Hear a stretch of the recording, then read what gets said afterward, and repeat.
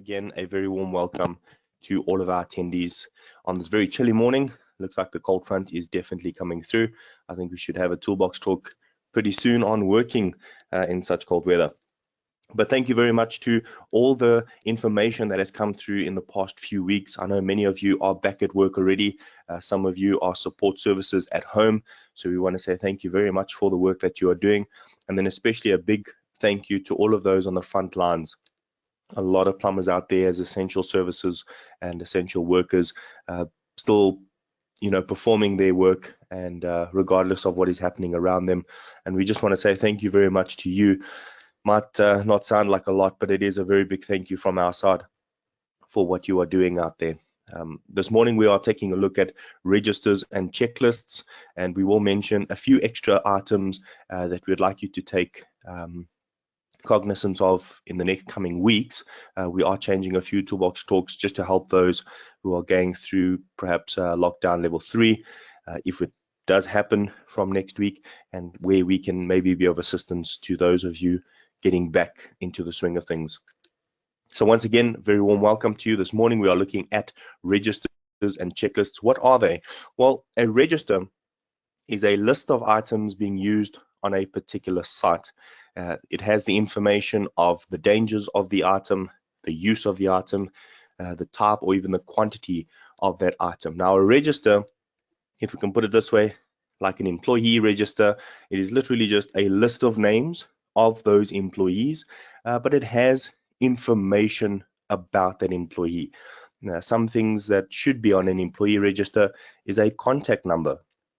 This is very important. So should something happen, we can contact each person on that list. Almost works like a roll call for first aiders.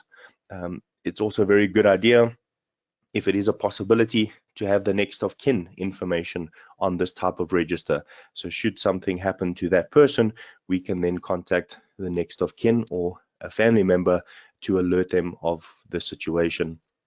Now, the reason why these documents were designed and registers and checklists have been designed was not just to keep track of items on site, but it was also to ensure the safety of those items. And that's where the checklist comes in. Now, a checklist is a list of special checks or requirements that need to be checked on all the related tasks, tools, a piece of equipment that's generally on the register. Now, you might say, well, there's no checklist for employees. Well, technically there is. It's called an audit. Normally what we do is we check if an employee has been trained. We check if an employee has signed the risk assessment. We check if an employee's got a medical certificate of fitness. And those are all just general checks that are done by the safety officer. So yes, every item on site generally has a register and a checklist. Now you might be asking yourself, well, do we have the necessary registers and checklists on site? Well, let's ask the next question. Why do you actually need them? A register will assist you in identifying what you have on site, and it's very important to ensure that these are kept updated at all times.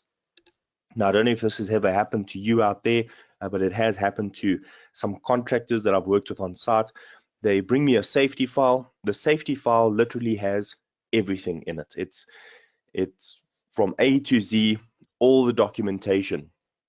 And sometimes people get upset when I say, well, I need it to be a bit more site specific. And they don't really understand why I say that. And then I use that opportunity just to perhaps guide them and help them understand what it means to have a site specific file. Let me give you a quick example of what happened to me last year.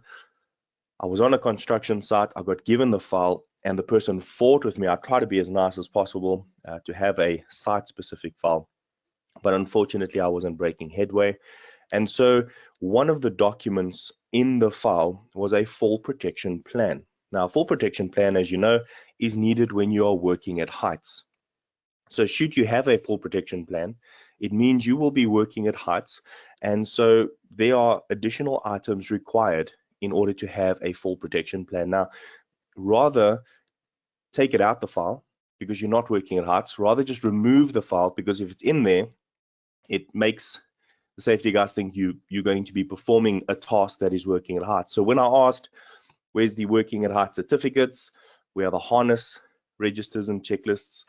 Can you see the serial numbers to make sure the harnesses look good? And can we do a bit of an inspection? Well, you can just imagine the person got even more upset, saying now that they needed additional things. And I said, that's not true. You see, if it was site specific and you were only having the documents in your file according to your scope of work, that wouldn't be the problem. Now, this is exactly the same with registers and checklists. So should you get to site and you are using a grinder, well, you need a grinder or a portable electrical tool register and checklist. So why do you need them? Well, first of all, a register will assist you to identify how many baby grinders or grinders you have on site.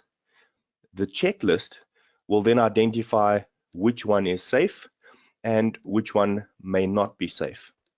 So if you have 2 grinders on site, you will have a register that shows the serial number of each of them, the make and model, and then how many of those you actually have. So in this case, you would have 2 grinders. The checklist will then help me to see, are you checking each one of those tools? Now, you may think this is a bit of a paper exercise, and many people do feel that way, but really, the need for a checklist helps us to understand the condition of these items to ensure that we are always using safe tools, safe equipment, and that even our tasks are taking place without risk. Now, many feel that really doesn't affect them. They feel that if they bring in the tools to site, it should automatically be safe, especially if they're getting it from a stores, if they have that type of resource at their company. However, things can go wrong on site, and many times tools, equipment, or even pieces of machinery are sometimes abused on site or not really looked after on site, or it's just unforeseen occurrence that they get damaged. This means that on a regular basis, we continually check them to ensure that they are safe. Now, we do hope that you agree with it, because we're going to ask you the next question. Have you checked your tools? Have you checked your equipment or pieces of machinery, not just before you get to site or prior to use, but are you checking them regularly according to the safety specification? Now you may ask, well, how often must I inspect these? Because I get to one site and they're telling me I have to check it every day. I get to another site and they're not too bothered. They say I can check it every month. So why is it not consistent? Well, we cannot tell you for sure what goes through the mind of a safety officer on each individual site. And that is because each safety officer understands the law in his own way, in the terms of how his safety specification is going to run that site. Now, there's no right or wrong way. As long as the law says you should have a document, then that document must be in place. However, it is the onus on the safety officer to ensure that that site runs safely, because he is liable to the employer. And the employer's responsibility is to ensure that everyone on site is being safe and there's no injuries or accidents that could cause the Department of Labor to shut that site down. So it is a big responsibility, and at times we do understand safety officers can take it a bit more personal and become a little bit harsh, and we can only apologize on their behalf and hope that one day they see the need to really deal with it in a kind and better manner in order to help and assist everyone on site. But I think sometimes the stress does get to people. Maybe you would agree that that happens to you as well. But the actual register and checklist, the date and the time and how often it should be done, really is determined on the risk assessment. So if you don't really understand how risk assessments work, I'll give you a very quick rundown. Generally, a register is completed prior to the project. So if you have a register of employees, you have a list of employees that you are going to send to site who are going to perform various tasks. And as a company, you sit down and think very deeply on which person you are going to take for that task. You're looking for somebody competent to oversee them. So you're going to send a manager. you're going to send somebody who's competent to use the tools and equipment. Perhaps as a plumber, you're going to ensure that you have a competent plumber that is registered and someone that knows what they are doing for the installation. And that is because you're not just looking for someone who can assemble plumbing, but you're looking for someone that can assemble plumbing to the quality standard of your company. And then a manager who can ensure that the project is run smoothly so that payments can be done on time. So a lot goes into your planning of the actual work. For the safety, the same planning is also advised. We need to know which employee is going to be on site and are they competent? Should they be on site, what type of risks and hazards are they exposed to? Thus the need for the medical certificate. Are they fit to perform their task? And if they're working at heights, has that doctor or medical professional checked psychologically as well as physically that that person is capable of working at heights? And really, it is up to the individual person to say whether they are fit and healthy to perform those tasks. It's not up to the doctor or even the safety officer on site. So all these items are then done before. Your tools, your equipment, everything that is coming to site. When it gets to site, it now poses an additional hazard, not only to your workers on site, but potentially to others who might also be on site. If you are working on a construction site, it then poses a threat to any other contractor on that site. If you are working, for instance, in an IOPSA bank or a net bank, or even in a Bidvest, you go into that building and the tools, equipment, and materials that you bring onto site pose a threat to the employees on that site. So the risk assessment will then help us to understand what is needed and how often it is needed to ensure the safety not just of you as the contractor, but of the individuals who might be affected by that work. So checklists need to be completed as and when required, specifically by the risk assessment. So you will get times that you are required to fill in a hand tool register every single day. Please note that it is not just a thumb suck. We didn't say that that is how we like it and it should be done that way. It is really based on the risk assessment due to the type of work that is being performed and the need for us to ensure that every day the workers are understanding the need for the health and safety to be done. The things like power tools pose a real big threat as well because they are portable and electrical. They also come with its own dangers. Then we take a look at items like scaffolding. Now, there is a law that says scaffolding must be inspected every 7 days. So within 7 days, your scaffolding must be rechecked and it must be retagged as safe to use. However, if it has rained or there's been high winds or any inclement weather has occurred that has exposed that scaffolding to additional weather changes, it must then be inspected the very next day. So you can see the wisdom in that because we don't know what has happened to that scaffold during that inclement weather. And since something could have happened, very important to take those few minutes and do a full inspection to ensure it is safe to put people on it. Now, if scaffold breaks, well, it could possibly cost you a lot of money. But if scaffold breaks with people on it, well, then it could cost us lives. And that is what we are trying to avoid. The same goes with vehicles. We notice that a lot of vehicles on the roads are not roadworthy, and some of us do complain about it for the sake of others, but we need to look at ourselves. Is our vehicles roadworthy? Have we checked the tires? Have we checked the brake systems? Have we checked the maintenance log sheets to see whether it is still within the time frame of the maintenance routines? What about areas such as excavations? Once we've done the excavation, have we inspected it? Well, the law says as well, it has to be inspected after every few days.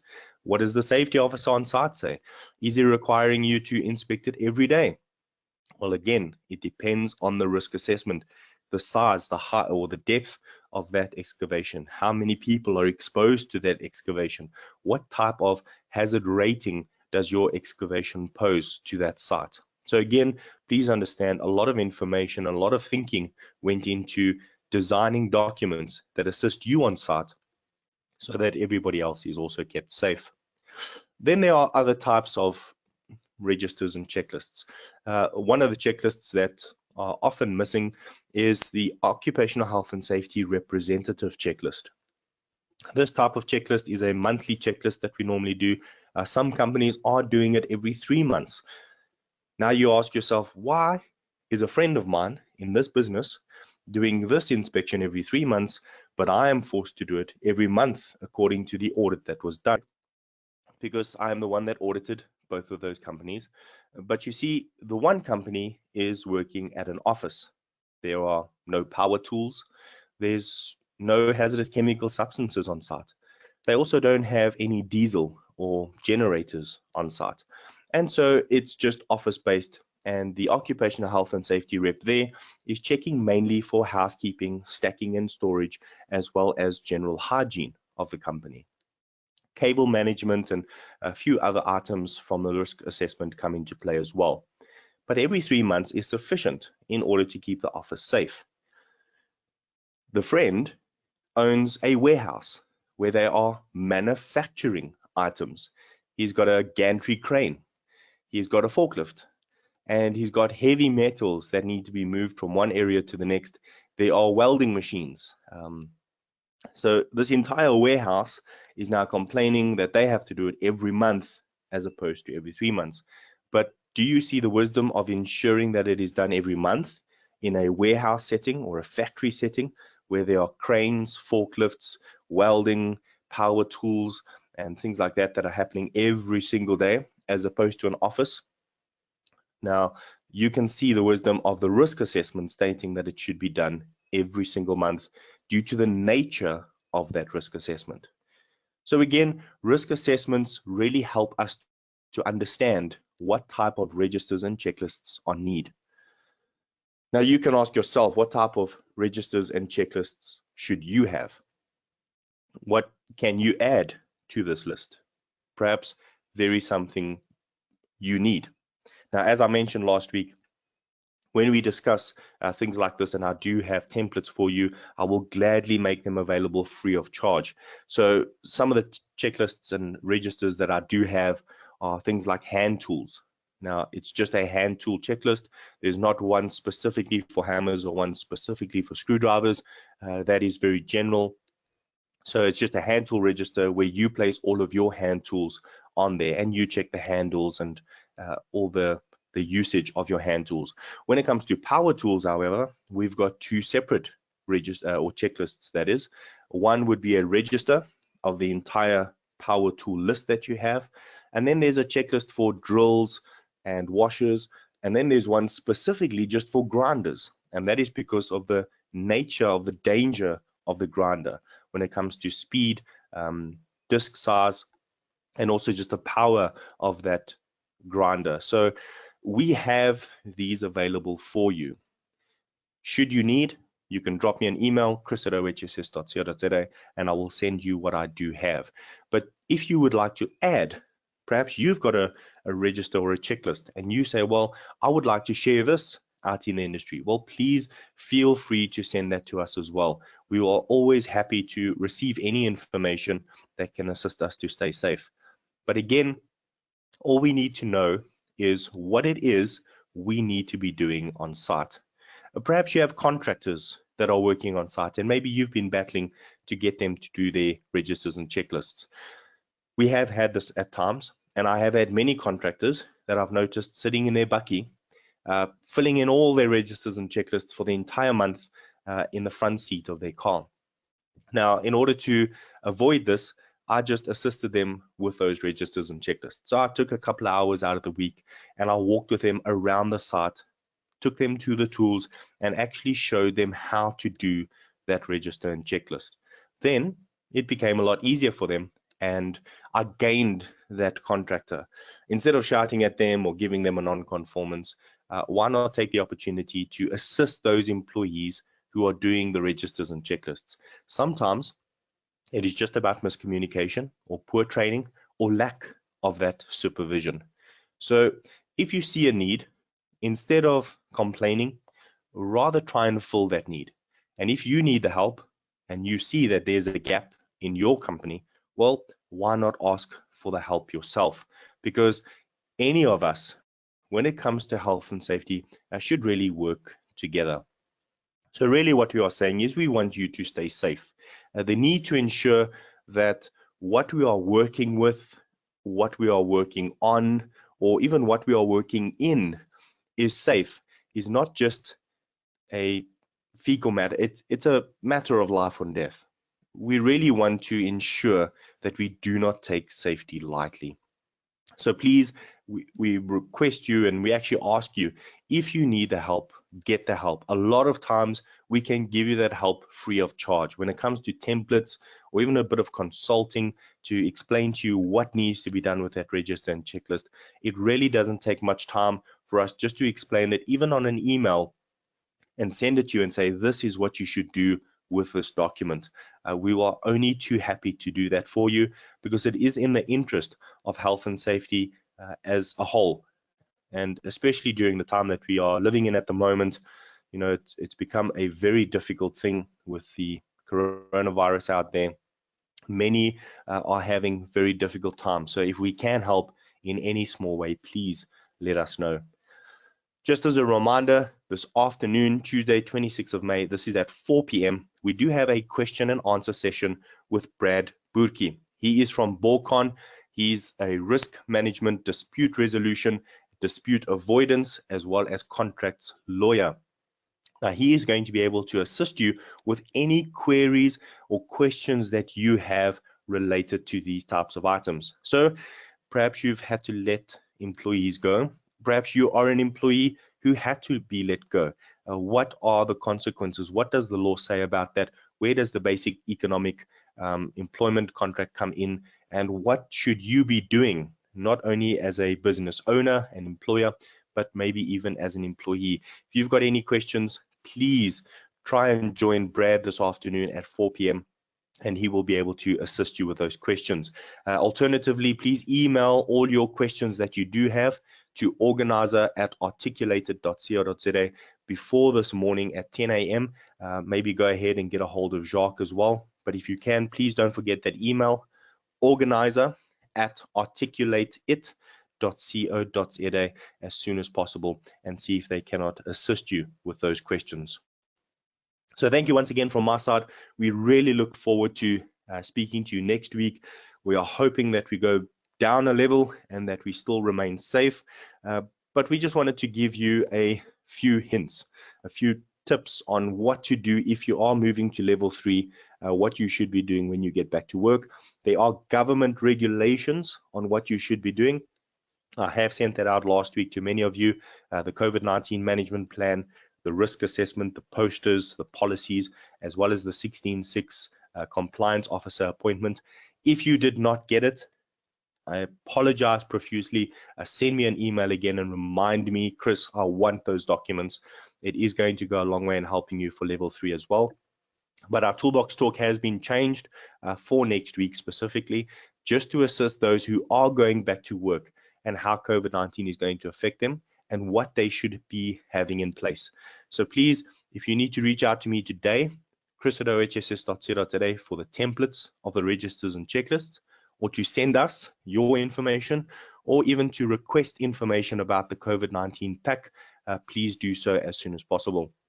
Then we're also looking forward to hazardous substances. We then have an awesome public holiday coming up. I'm sure many of you are anxious to stay at home for a little bit longer. If you're not, well, just enjoy that public holiday. Some for hazardous environments and sewers, they've been requesting that toolbox talk. And then at the end of the month, we are going to be looking at the housekeeping of our individual vehicles and what we should be doing.